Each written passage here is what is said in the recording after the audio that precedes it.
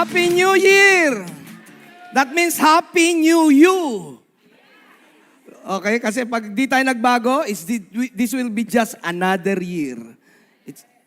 Ang pagbabago daw is a decision that we always needs to make. But before I move on, first allow me to introduce myself. I'm Sharon Rose Master from Concepcion, Marikina, Celestino Espinola po. And I want to acknowledge first ang presence ng ating mga awesome Sharon Rose Masters, leaders, at ang aking sponsor from all the way from Korea, STM, Star Master Lydia Lee. And let me take this opportunity na pasalamatan yung isang tao na nakalimutan ko pasalamatan. Kasi siya yung taong nung nilapitan ko sa office, nang pagdating ko sa office, sabi ko, bakit walang function room? Paano yung may mga guest kaming VIP, para may mga group meeting kami, walang function room. Tapos nakita ko, may kwarto na nakatambak lang yung mga sound system. Tapos sabi ko, walang locker yung mga leader. Walang stock. Lahat yun, ni-request ko kay ating country manager. At lahat yun, pinaunlakan niya. Kaya gusto kong pasalamatan from the bottom of my heart, ang ating country manager, ang gwapong-gwapong Mr. Eric Kim. Di ba? Bihira yung ganyang klaseng country manager na nakakatuwa lahat halos ng sinabi ko. Nagulat ako ba? Talagang inapprove niya. Anyway, ang topic ko ngayon, how to become an auto sales master. Okay? At with that, gusto ko lang muna uling i-congratulate yung mga na-promote yesterday. Ating mga new Sharon Rose Master, 3. Ating Diamond Master at ang mga Sales Master. Gusto kong i-shout out yung aking 3 new Sales Master from Kay Pombo. Si Ma'am, I think nakalimutan ko pangalan. Si Ma'am,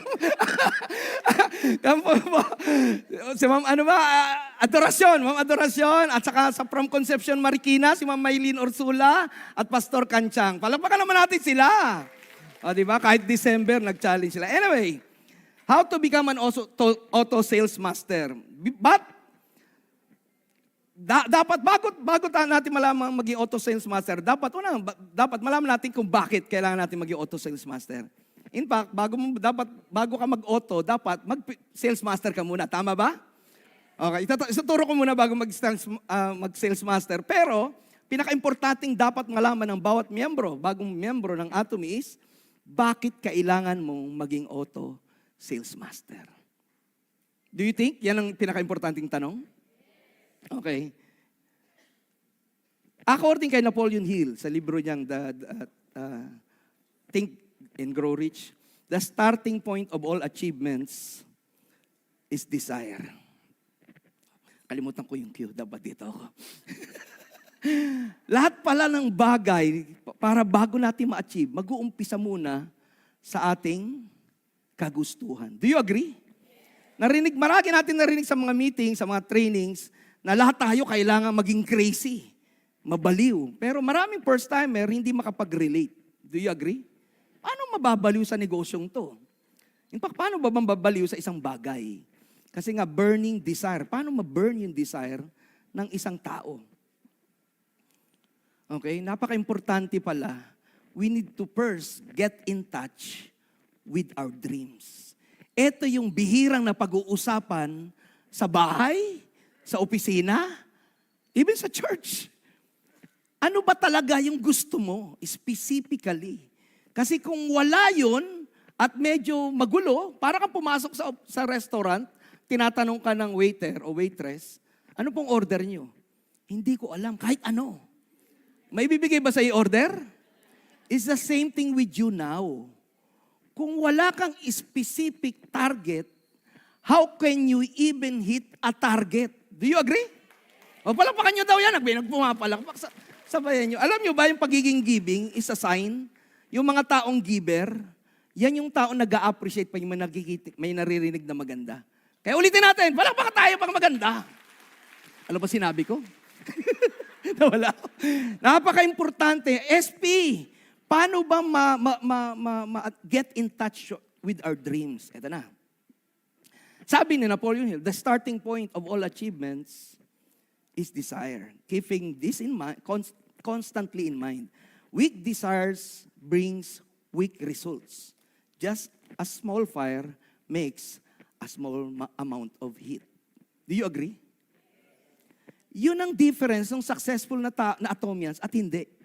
Mapapansin nyo, pag pupunta rito, hindi masyadong, tuwing may activities, tuwing may mga special event, hindi masyadong excited. Kasi yung desire niya, maunti lang. Hindi pa nababurn. Hindi pa naglalagablab sa Tagalog ng desire. Yun. Sa Tagalog, naglalagablab na ano? Maraming klase. Na pagnanasa, medyo green siya, no? Pero yung pagnanasa na yan, hindi ganon, hindi yung negative. Pagnanasa na ma-achieve mo yung gusto mo sa buhay. Yes? Paano yan? Kasi nga daw, marami kung mapapansin nyo, ni pumalakpak nga hindi niya kaya eh.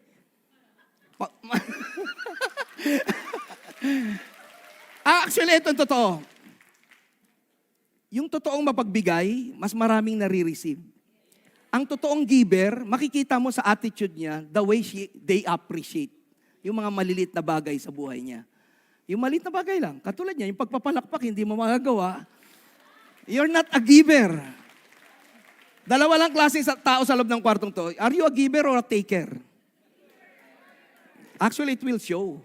Kaya sa ato, may tinuturo po natin maging giving. Ito na, mag-umpisa na tayo. Majority ng Pilipino ay pangarap number 1 is magkabahay. Nawala. Nandiyan ba? Nandiyan ba? Yung meron kang sarili mong paradise, di ba? May sarili kang resort-like na bahay. Di ba? Sinong ayaw niyan na pag uwi mo sa bahay, may sarili kang swimming pool. Pag ayaw mo mag-swimming, malamig, pindutin mo lang yung button, sasara siya. Pwede ka mag-tennis. Nangarap na ba kayo ng ganon? Ganon yung pangarap ko eh. Gusto ko yung loan ko, napapalit-palitan. Pag gusto ko mag-tennis, iba yung court. Gusto kong basketball. Wala pa ako nakitang bahay na ganyan. Pero yun ang dream ko. Kanya-kanya tayong dream, di ba? Walang pakialaman ng dream. Okay. Sino bang ayaw magkaroon ng magandang bahay? Kung wala ka pang specific dream na bahay, that means hindi pa mababurn yung desire mo. Sino bang ayaw mag-drive ng pangarap niyang kotse? Hipokrito ka o hipokrita ka, sasabihin, hindi ko kailangang kotse. Kawawa ka naman pag umuulan. Kung may pamilya ka, kawawa. Ang hirap mag-abang ng taxi o grab, lalo na pag rush hour. Di ba?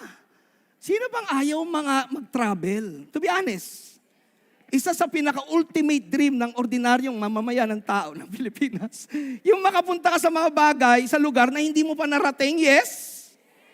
Yung makita mo yung mga humongous, mga ginawa ni God na hindi mo maipaliwanag paano na-create ng Diyos. Yung majestic mountains, di ba? Kahit mala sa Pilipinas. Yung magkaroon ka ng pangarap na yung parang magkaroon ka ng source of income na hindi tumitigil yung bunga. Di ba ang sarap isipin na yung problema mo sa pera, history na?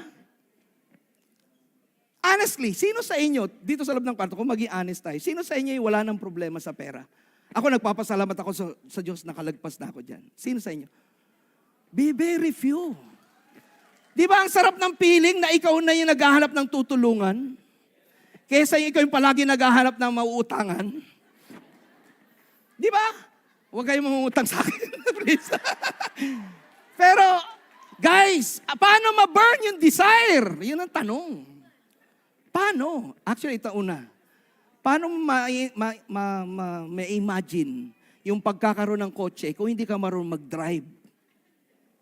Paano mo ma-imagine magkaroon ng sarili mong dream car kung hindi mo man lang naranasan, di ba, umupo sa driving seat? Kaya nga, may training kami before, subukan mong pumunta sa car dealers. Walang pumupunta doon na hindi bibili. Kahit hindi ka pa bibili, sa future mo, alam mo, bibili ka. Kasi nga, kaya ka pumunta ron, di ba? May free juice pa sa ibang car dealer. Free juice, free iced tea, free coffee. Mag-ayos ka lang ng itsura, ha? Para papasukin ka. Guys, yun yung paraan para ma-burn yung desire. Honestly, kaya ako tinuturo to sa inyo. Hindi ako dati naniniwala rito. Kaya timing yung ating slogan, mind over words pala. Words over matter. Pero everything starts with the mind. Do you agree? Everything, even the Bible mentioned just sa Romans. Sabi doon, we need to renew our mind to transform our lives. Hindi ko alam na kalimutan yung eksaktong word, pero to transform our lives, we need to renew our mindset. Ano bang mindset mo ngayon? Negative o positive? Kung punong-puno na negative yung basura yung isip mo, mahirapan ka talaga. Kasi ang negative mind cannot produce a positive life. Do you agree? Yes or yes? And one of the best way para ma-bless ka ng Diyos, tanggalin mo yung pagiging taker. Huwag ka palagi pupunta sa ganitong negosyo na palagi ikaw may makukuha. Isipin mo kung sino yung bibigyan. Every time you approach people, ang intention and motivation mo magbigay, hindi manguha. Timing ang atomy, kasi hindi tayo nangihingi ng bayad. Wala tayong hinihinging puhunan. Do you agree? Palakpakan niyo yung sarili niyo. Actually, may tinuturo pa nga dyan dream board. Narinig yung dream board? Sa bahay dapat, pagising mo, kung maaari, bago ka matulog, bago ka pumikit, ang unang makikita mo yung mga dreams mo. Pagkagising mo, yun pa rin. Kung sa CR ka, nakaupo ka sa trono, mas maganda yung nakikita mo. Why? Yung last na makikita ng memory mo, mabababad sa atin overnight. Napaka-powerful niyan, guys. Mahuunang positive bago ka makontrol ng negative. First step, actually ito para sa mga hindi pa sales master, no? Kawawa naman yung mga hindi pa sales master, auto sales master. Pero ito rin din gagawin. First step, be the product of the product. Narinig nyo na to before, di ba? Isa sa paraan para makuha mo yung pamilya mo na normally kokontra sa'yo. Paano? Huwag mo silang kumbinsihin. Huwag! Ulitin ko ulit, hindi maniniwala sa'yo, number one, yung kasama mo sa bahay. The best way para makuha sila, palitan mo yung mukha mo ng mas gwapo o maganda. By using the product. Do you agree? Challenge kami niyan sa leadership meeting, subukan yung gamitin yung evening care 3 times a day. Actually, sinubukan ko. Honestly, walang yabang ha. Baka sabihin nyo, wala namang epekto sa'yo. Pero totoo, pagpunta ko sa mall, sa istansya, may nag-aalok ng skincare. Sabi sa akin, sayang nga na video ko eh. Sabi, ano pong sir ginagamit yung skincare? Ang ganda ng skin nyo. Oo, di ba? Sabi ko, cling, totoo yung product na Atomy. Nabolan ko sila. Hindi, joke lang. Be the product of the product first. Kailangan ikaw mismo user, bago ka maging pusher. Use and be in love with the products. Hindi pwede ka mag-share pag hindi ka believe sa product. Pag hindi mo type yung isang product, hanap ka ng makugusto mo. Yes? Kung wala kang ipin, hanap ka ng shampoo. Actually, kahit walang ipin, nagsisipin nyo pa rin.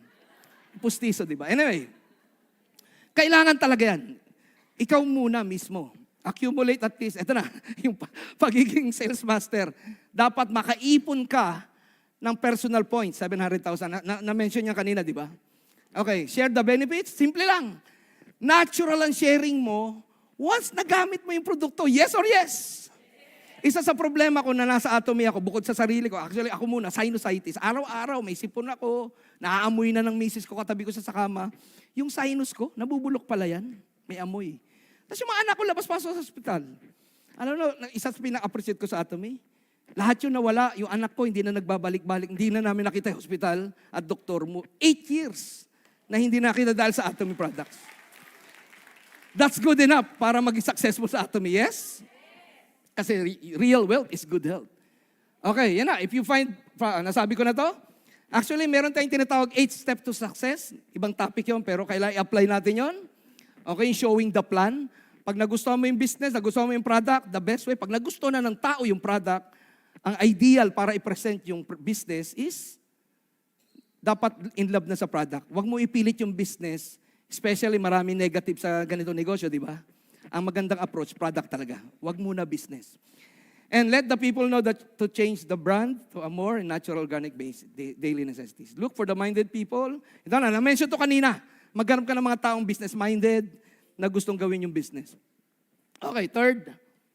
Attend. Actually, ito na yung mga basic para maging sales master. Yes? Kasi ang negosyo natin is duplication, copy business. Ano ibig sabihin? We need to be a good role model.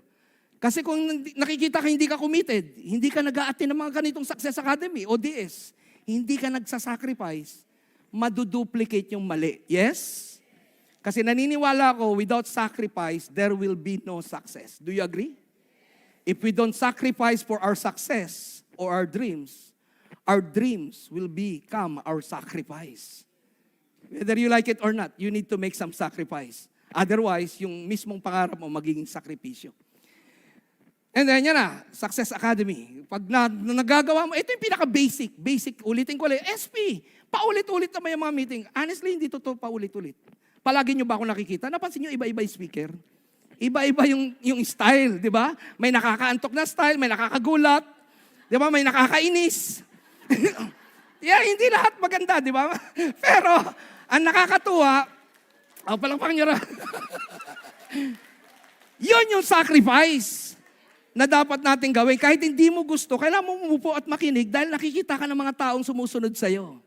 Tama? Hindi ka pwedeng mag-walk out. Ulitin ko ulit, without sacrifice, there can be no success. Yan yung sacrifice na kailangan natin disiplinahin yung sarili natin para magaya tayo ng tama, properly. Ito yung totoo. Ito yung sign para kung magiging successful yung group mo. Bilangin mo yung mga tao under mo sa every Success Academy. Pag maunti ang tao mo, mahina ang sales. Kasi yung duplication process, SP, active naman kami. Palagi kami bumibili. 2 klase ng membership. User at business. Pag hindi ka nag-a-attend, hindi ka plug-in sa system, user ka lang. Pag user ka lang, walang support system. Ulitin ko ulit. Kasi hanggang ngayon nakakarinig ako, user kami, active ka as user. Imagine nyo kung lahat user, walang business builder, ang mangyari? I-stop tayo. Stagnant tayo. Hindi tatakbo negosyo pag wala nag-word of mouth. Yes? Anyway, tuloy tayo. Malapit na ako. Practicals na tayo. Magsusulat ba ako? Ayun. Actually, napaka-importante nito. Paano maging auto sales master?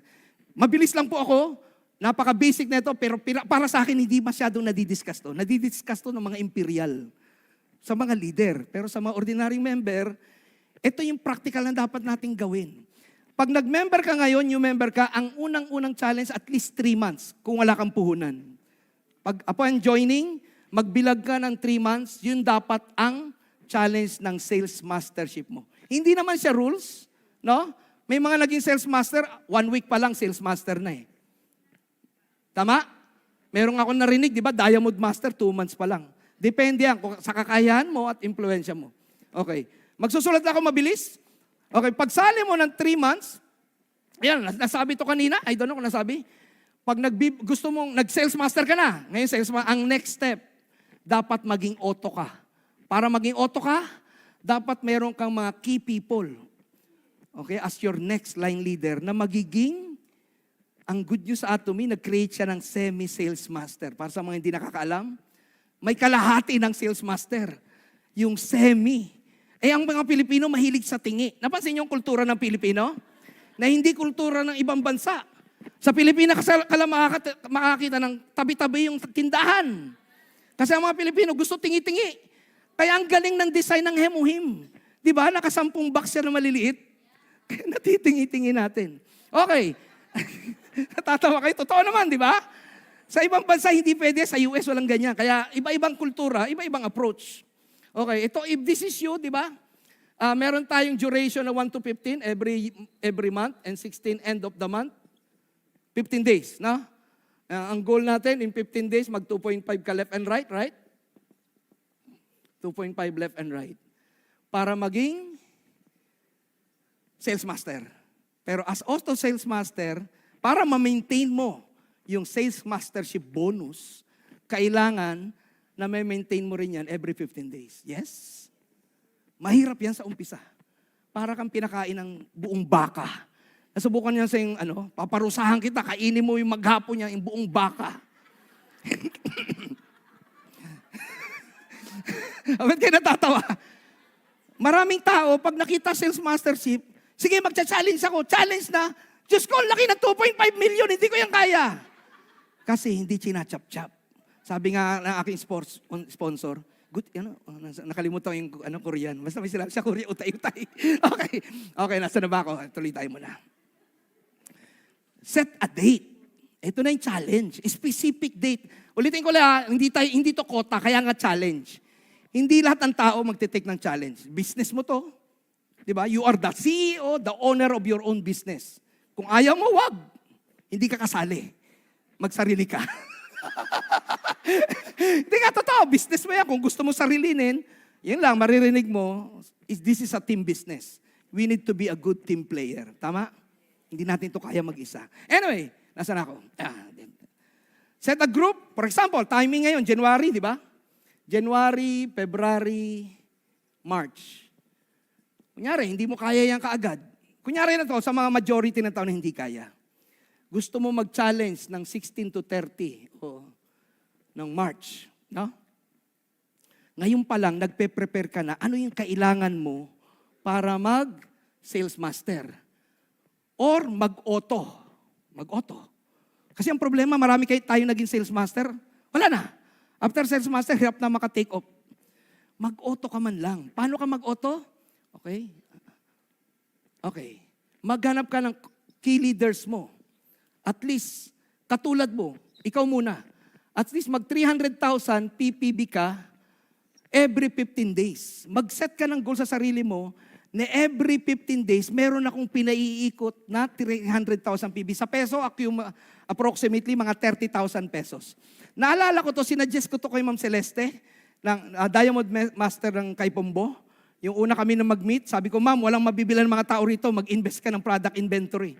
Sinasabi ko sa kanya, 30,000, and binili niya 10,000. Kaya proud na proud siya, tinext ako, SP ko makatanda. Joke lang. Palapakan natin si Kaipano, Diamond Master Celeste Kabanakan. Ang kwenta niya, hindi ko makalimutan, punta siyang Baguio. Sabi ng kaibigan niya, according sa chat niya, bakit yan lang ang dala mo? Isang tao lang, yung 10,000 worth ng product, isang tao lang bumili, kulang pa raw. Sabi niya, sana pala mas marami akong dinala. I don't know kung naalala ni Ma'am Celeste yun. Pagbalik niya sa Manila, bumili siya ng worth more than 30,000 pesos. And lo and behold, after that, naging one of the twice siya naging best center sa buong Pilipinas. Palakpakan naman natin yan. 300,000 sa peso, approximately 30,000 pesos. Depende sa product, na? Okay. Kung kagawin mo yan within 15 days, paano yan? I-divide natin yan sa 15 days. Ilan yan? Actually, sa points, lumalabas mga 20,000 PB lang siya per day. 20,000 PB, ang target mo talaga as a business person, committed business person sa Atomy, dapat makapagbenta ka. Ano yan? Isang omega, isang vitamin silang. Paano magagawa yan? Practically, by sharing, by setting appointment. Diba? Naturally, nagkukwento ka, imbis na nagkukwento ka ng politika, ikwento mo yung beneficyo ng mga produkto. Bantayan mo na ngayon yung lumalabas sa bunganga mo. Yung mga walang bagay na kwento, baguhin mo na yan, walang kwenta yan. Gawin natin yung may kukwentahin ka, yung may kita, di ba? Yung may value. Okay? 20,000 per day, yan din yung gagawin mong challenge sa mga bago mong key leader. Na ang challenge ko sa'yo, at least mag 300,000 PPB ka personal or papaikutin mo yan, ulitin ko ulit, within 15 days, depende sa napag-usapan nyo. Okay? Para kung meron ka at least 3 sa kaliwa na nagti 300, almost 1 million PB na yan sa left and right mo. Nakuha nyo? 1 million PB. Ilan na lang kailangan mo? 2. Pag may 2 ka o 5 sa left and right na nagti 300,000 times 5, ilan yan? Ano mangyayari sa'yo? As a new ka, at least mag-semi-sales master ka muna. Nakita nyo, utay-utay. Once na, ang mindset ng mga tao mo, binibigyan mo sila specific direction kung anong kailangan nilang gawin on a daily basis. Nakuha nyo? This is practical na hindi ko nakitang ginagawa ng marami kong member, kaya nahihirapan silang ma-promote or mag-auto. Madalas, tatanong, challenge tayo sa March 13. Sige, gustong-gusto ko. After 3 months. Pero pagdating ng time ng challenge, bigla nagba-back out. SP, paano kung wala akong 30,000? May mga tao talagang ganyan. In fact, marami, di ba? Nakita ko kanina, lang nagtaas na walang problema sa pera. Guys, pag gusto, actually yung 30,000, naiipunan din. Pwedeng pag-ipunan, pwedeng ang credit card, sarili mong credit card. Gawa ka lang para, pwede ipangutang, negotiator. Take note, honestly, kung tatanungin mo yung tao, specifically, yung 30,000 bang puhunan sa negosyo, malaki-maliit. Actually, hindi nga halos puhunan niya kasi hindi yung gagamitin mo, yung part yan, gagamitin mo yung personal at yung extra-extra, kung wala ka talagang puhunan. Pero kung may pera ka, madali ito, mas mabilis. Kaya ulitin ko ulit, kung hindi mo kaya mag-semi-sales master, at least mag-sales master, mag-semi ka man lang, and then, once ikaw nakapag-create ng semi-sales master sa left and right mo, kahit isa sa kaliwa, isa sa kanan, that is the time mag-auto sales master ka. Kasi sanay na sila na daily may challenge, naging kultura, naging lifestyle, way of life na nila yung pag-share daily. Kasi alam niya, may 20,000 akong target daily. Maganda ba? Practical ba? Kaya ba? Sa negosyo natin is doable, duplication. Pag hindi siya doable, bibihira makakagawa.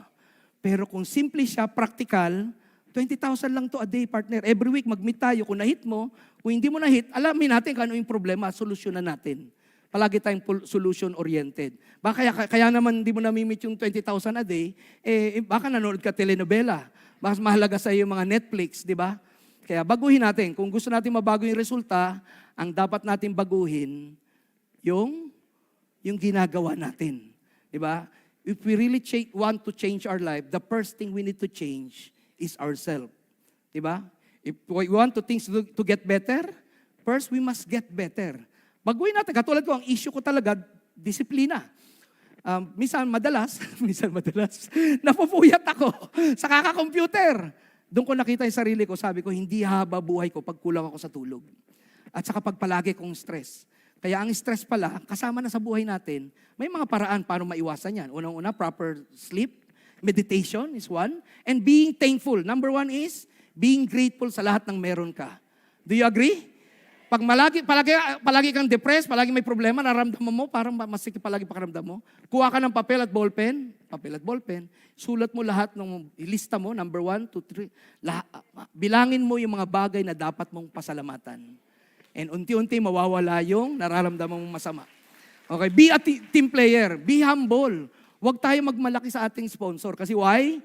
Nakatingin ng langit. Ang number 1 enemy ng Diyos, alam niyo sino? Rebellious spirit, arrogance and pride.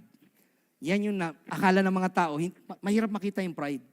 To be honest, hindi mahirap makita yung arrogance. Ang makapagsabi sa inyo, totoo, sponsor mo. Pag sinabi sa inyo ng sponsor mo na prideful ka, totoo yun. Totoo yun kasi walang magsasabi sa yung iba. To be honest, nilagay yan ni God sa'yo for a reason.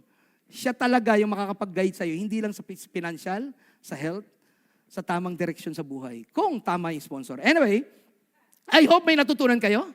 Very practical. Okay, challenge yourself first na at least makapag-sale, makapag-generate ng 20,000 PB a day. Then pag in-accumulate mo yan, di ba? And then ituro mo sa susunod. Doable. Kung may pera ka, mas mabilis to. Do you agree? Isang hemuhim lang, isang araw, ang laki na 62,000. Anyway, sabi nga, enjoy your journey. The real reason, ang issue talaga, hindi naman yung destiny. Ang totoong issue, yung journey. Just in case you didn't get your target, do not be discouraged. Try and try. Wala naman akong tayong nakitang tao na paglabas sa nanay, naglalakad, tumatakbo na, di ba? Nag-umpisa mo nang gumapang. Then nadadapa yan, and then, di ba? Ganon din sa success sa buhay.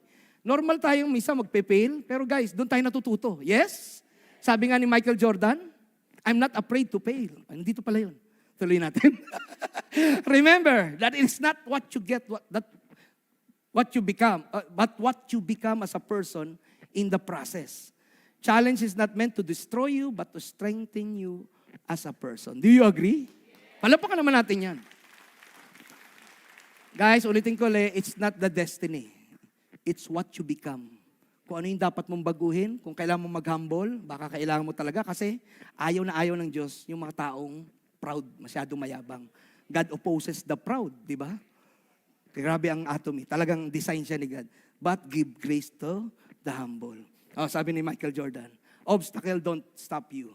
If you run into a wall, don't turn around and give up.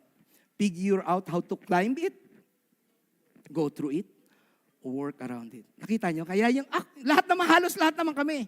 Yung unang challenge ng sales master, hindi naman na-hit. Hindi namin pinagsasabi, syempre, di ba? Hindi lahat na naging imperial, successful lahat yung dinaanan. Hindi nyo lang, nakita nyo yung success nila, pero yung dinaanan nilang obstacle. To be honest, hindi ko pa nga kinikwento yung obstacle ko. Di ba? Nakakatakot. Anyway, sabi ni Robert, former US President, sabi, only those who dare to fail greatly can ever achieve greatly. Do you agree? O, palapakan natin yan, si former US President. Kaya naging successful ang US, isang malaking bagay yung mga sinasabi niya. O ito, si Morgan Freeman, sabi niya, challenge yourself. It is the only way, only path, which lead to growth. Excited ba kayo mag-challenge? Guys, March is the best way kung sa mga first time. Okay? March is the best way. You have a lot of preparation to do. Actually, may mga tao ngayon, every 15 nagcha-challenge. Okay? Maganda rin yun. Mas maganda yun. Kung every 15, kahit maliit lang. Kung hindi mo kaya yung 700,000 PB, at least 300. Kung hindi mo kaya 300, kalahati. Talagang kuripot ka. Hanggang mapapansin mo, lumalaki exponentially yung, kasi nga duplication. Yung isa ka lang, naging dalawa, naging apat kayo, magulat ka na, dami-dami na. Tama? Anyway, yun yung process.